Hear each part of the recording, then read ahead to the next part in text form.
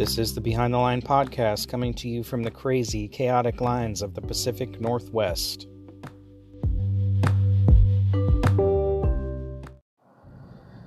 Well, this is a post from my blog from November 7th on a post I made about election issues. And on my way to work that morning, I was listening to national news like I often do. Mostly the news stations are just Democrat propaganda machines, but I still like to listen to see what's going on and how it's being spun. That morning was particularly interesting. First, it was an interview with California Governor Gavin Newsom about his state and his thoughts about Republicans and the election. Then it was a reporter from Yahoo News covering different election topics, and it was quite amazing to hear them both outright lie and twist the facts. If people are actually listening to this garbage and believing what they say, it's no wonder that the country is where it is and where we're headed. Violence and crime. To me, this is the biggest selling point for Dems to be removed from office. Crime and violence have spiked dramatically in the last 2 years. Newsom sort of admitted this, but the Yahoo reporter outright denied it and said crime is going down. No stats show that. I live in Seattle and can tell you with certainty crime has gone way up. Violent crime especially. Vehicle thefts are at an all-time high. Homicides an all-time high, along with every other crime. Theft, burglary, assaults, etc. Democrats claim it's not because of their policies. The decline started with their response to COVID and the whole George Floyd debacle. Defending the police, defunding the police, which became a Democrat rallying cry all over the country. Yahoo reporter claimed that didn't happen and Democrats actually gave more money to police. I mean, seriously. You can't claim they gave more money when they were only replacing the money they took away, and in some cases having to up the amount to deal with increased crime and loss of officers due to the way they were being treated and being fired for not getting vaccinated. Having to offer huge hiring bonuses to bring officers back. Response times across the country have become laughable. In some cities, you're waiting hours for a cop, even for serious in-progress crimes. Democrat judges and prosecutors are not charging or holding criminals. You're seeing people with upwards of 40 arrests being arrested or not even booked. The recent family kidnapped and murdered in California, that guy should have been in jail 3 more years, but they released him early. 2 people just murdered in Seattle, one stabbed over 100 times. The guy was released 2 days prior. 69 prior arrests. Most recently for threatening to kill someone. This plays out over and over all over the country. Politicians, mayors, city councils have tied officers' hands by relaxing or eliminating laws and what is considered even a crime. Taking away arrest authority. In Seattle, they even took away officers' less lethal options. Why? Because of a couple bad cops? When there are literally tens of thousands doing a good job every day. There has to be consequences for crime. No matter what they tell you, consequences are a deterrent for some. They are playing on people's emotions, creating chaos so they can ultimately obtain more control. If you actually read the news or watch it, you can see all this going on, yet they deny it, hoping you won't check for yourself. Do your own research, so to speak.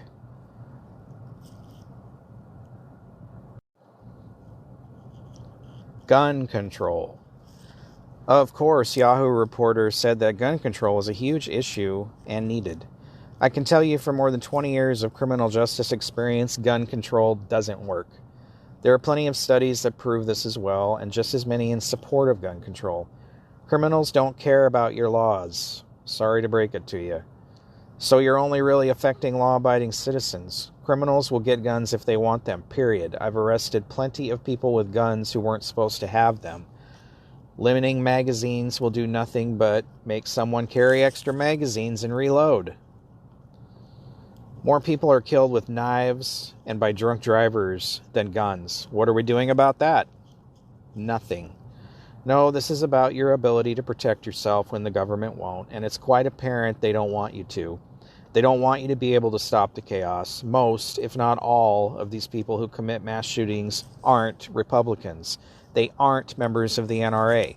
They're lunatics who need mental health care, which the government won't address or talk about. Mental health was greatly reduced in the 90s and needs to be brought back. The reporter went on to say gun control in big cities works. Yeah. Just look at Chicago, gun-free city. It's like a war zone every weekend. 14 people shot in one shooting on Halloween, including 3 kids. These rules don't work because only criminals have guns. It's so obvious. If you have a gun, you should be licensed and have training, no question. But it should be at a reasonable cost. Background checks, yes, but not abused by liberal cities. If someone with a gun is making threats or has mental issues, then they should be able to get treatment against their will if needed, like they used to do.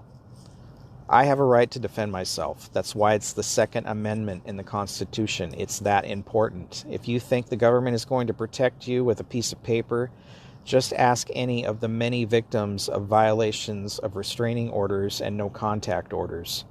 If you think the police will protect you, don't be naive. I was a cop for 9 years, worked in criminal justice for more than 20 years. We generally show up after something happens and have to clean up the mess. I stopped a few crimes before they happened by doing Terry stops and being nosy, but those are largely frowned on or all out banned now. So you have to protect you. Plain and simple.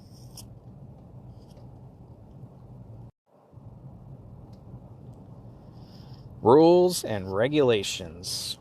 I think most of us can agree less bureaucracy is a good thing. The wheels of government turn painfully slow. Getting anything actually accomplished with government is nearly impossible. And with this administration, government rules and regulations have increased 45%. This is the biggest increase since Clinton was president. It does nothing but bog down everything. It raises prices for consumers and is contributing to our inflation.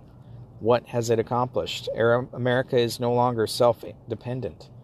We rely on other countries for so much, too much, including things we need for our infrastructure.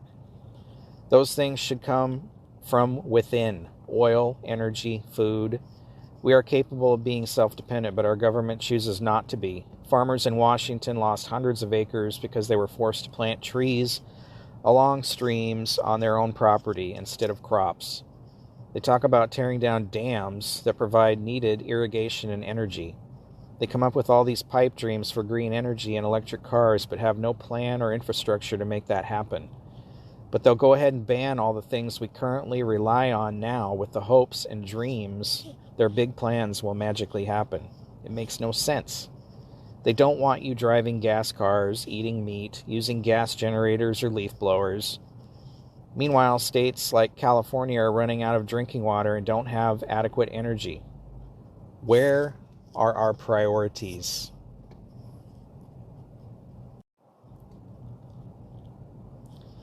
Abortion. Oh, they claim abortion is the biggest issue for voters. Really? Your ability to get an abortion means nothing to me. It doesn't help me when I go to buy groceries, pay bills, or buy gas, which have all skyrocketed under this administration's inflation. That's what most people care about. Not killing babies, because yes, that's what it is. Millions of them.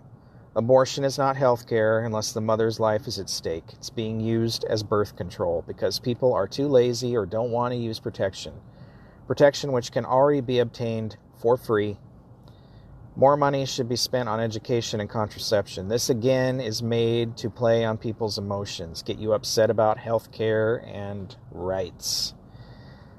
The power to make these decisions should lie with the people, and that's what the Supreme Court did. Return that authority to the people, to the states. This decision has nothing to do with the LGBTQ rights, and the fact that they try to tie the two together is, again, another play on your emotions. Republicans don't want to go after your right to marry, at least they shouldn't, or your right to actual health care. Yes, I am pro-life. If a mother's life is at stake, then I do believe she should be able to make that choice. Rape and incest, I understand why someone may want to get an abortion, but then I look at my kids and my granddaughter, her sweet innocence, and I don't know how someone could do that. It's not that poor baby's fault. But those are just my feelings, and I know when it comes to abortion, a man should have no say, correct? My body, my choice, right? even though a dad should have some input in the life he helped create and would help raise.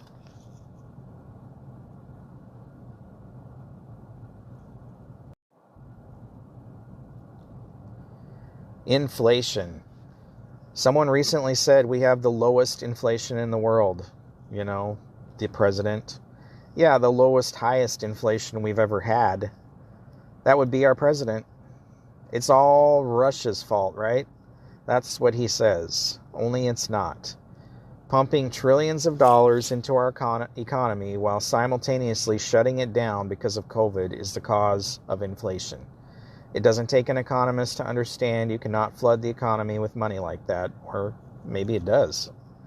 People don't seem to understand basic economics, and the government doesn't want you to either.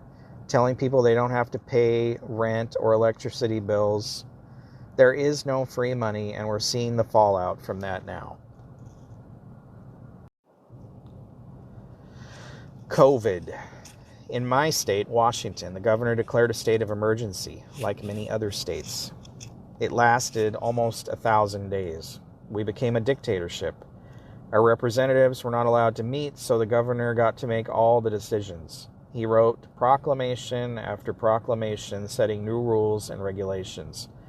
He fired thousands of people for not getting vaxxed, shut down thousands of businesses, had his enforcement agency fine the ones who wouldn't comply hundreds of thousands of dollars, created ridiculous mask mandates that made no sense.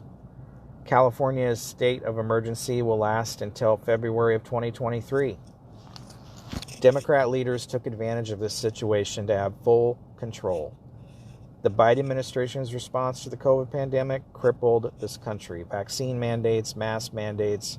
Tens of thousands of Americans lost their jobs for refusing to get vaccinated. This coming from the party of my body, my choice, yet telling you have to put an untested, unproven vaccine in your body. A normal vaccine is tested for 10 years before it's released to the public. And then all the flip-flopping from their so-called experts during the course of this pandemic, and they wonder why people have such a hard time believing they're experts. Just as many experts and studies were done showing how unsafe they were. Natural immunity was completely overlooked. Schools were shut down across the country, and now we're seeing the results from that. Our kids are so far behind in education, more than a year in some cases.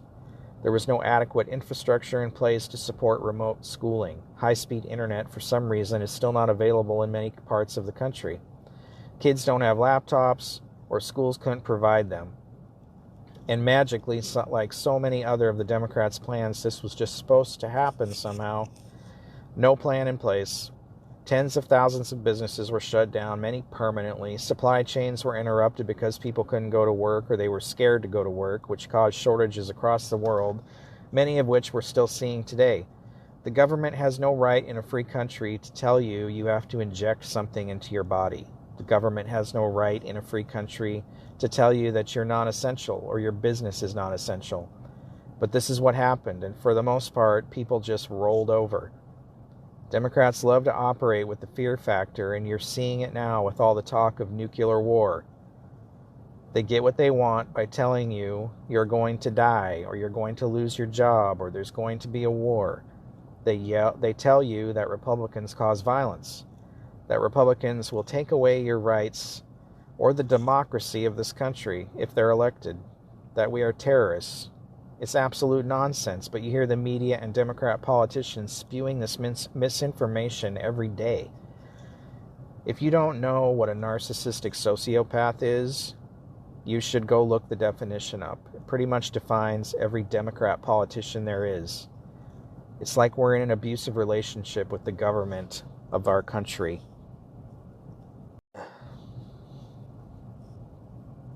Supply chain and shortages. The supply chain problems we've seen under the Biden administration are nothing less than historic. These were directly caused by his policies, not allowing truckers to go to work, not allowing port workers to go to work, not allowing distribution centers to operate, this baby shortage formula caused by truckers not being able to deliver and exacerbated by the Biden administration's FDA, who shut down one of the only baby formula producing factories in the country at a time when things weren't operating as normal already. Now we're facing an oil gas and diesel shortage because Biden won't allow oil pipelines to operate and won't allow drilling to happen. Oil companies don't want to invest in new refineries or drilling operations that are allowed because of the green agenda and their desire to ban gasoline by 2035. He's opened our oil reserves to supposedly lower gas prices in the United States, but then sells those reserves to China.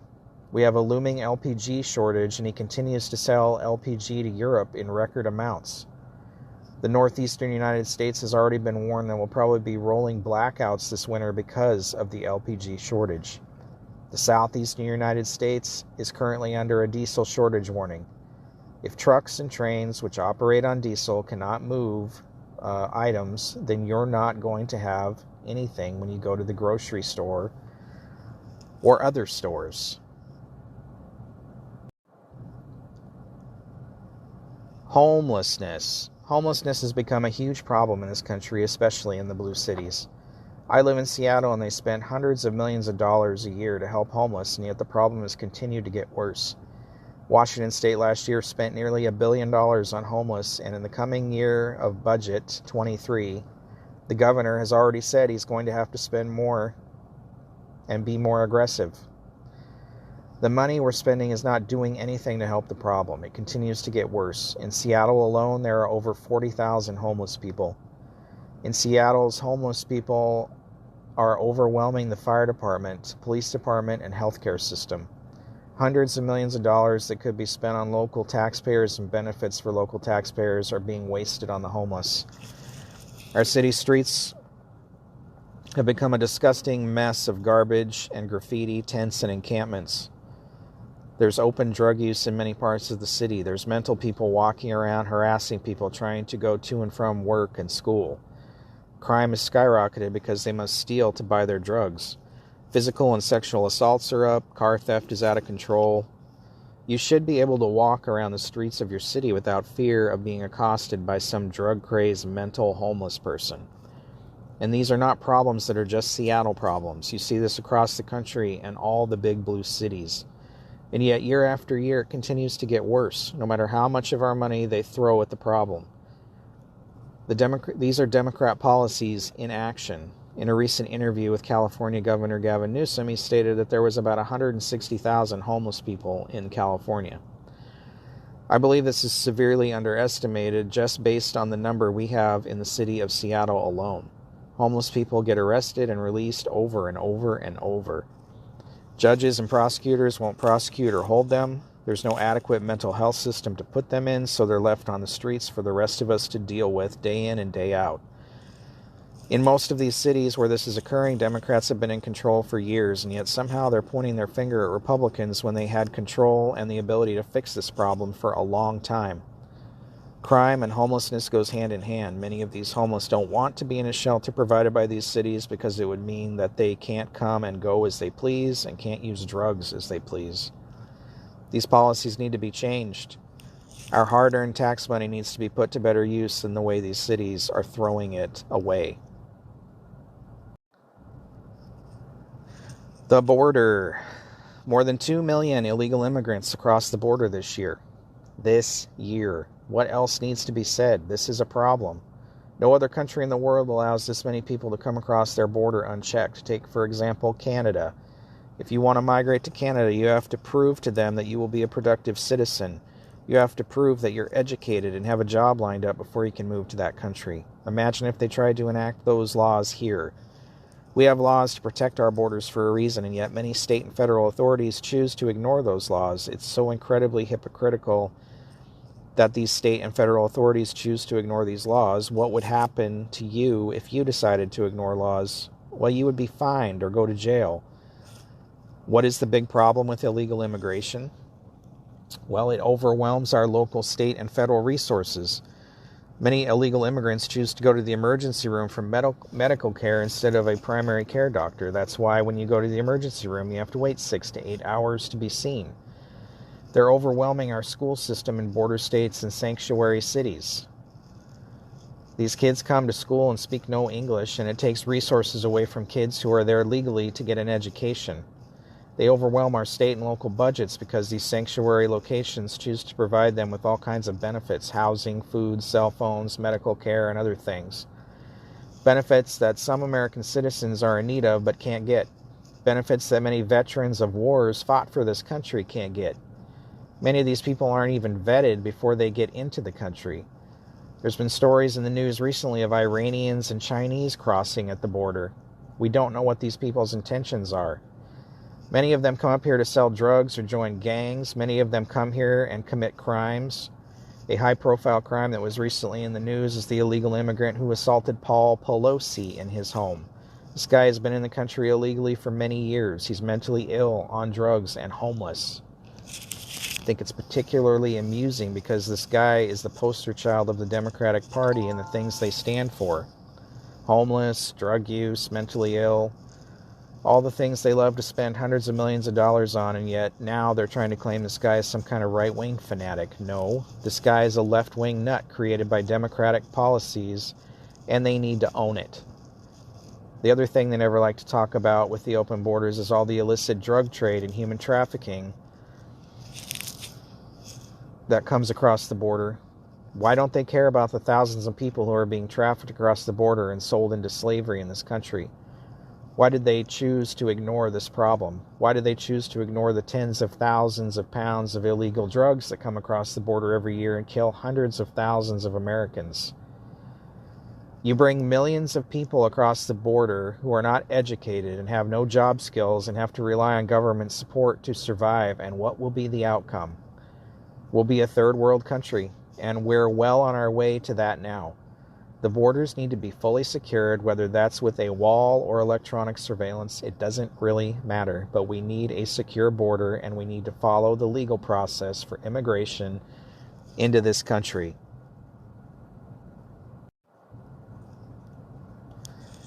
Democracy as we know it will be gone if you elect Republicans. Seriously, they are desperately saying this on TV and the radio every day now. Democracy as we know it did die over the last 2 years. All their authoritarian governance and rules, they attacked our way of life. It will take years to recover from what the Democrats have done. The question now is if we are going to add to those years and spin further down this hole of socialism, or are we going to start making changes towards getting back to what we had? Today is the day, folks, to go out and start to make some changes. Please go out and vote. Whatever the amount of time it takes, it's worth it. Go out, make your voice heard. Exercise your right in this country to vote.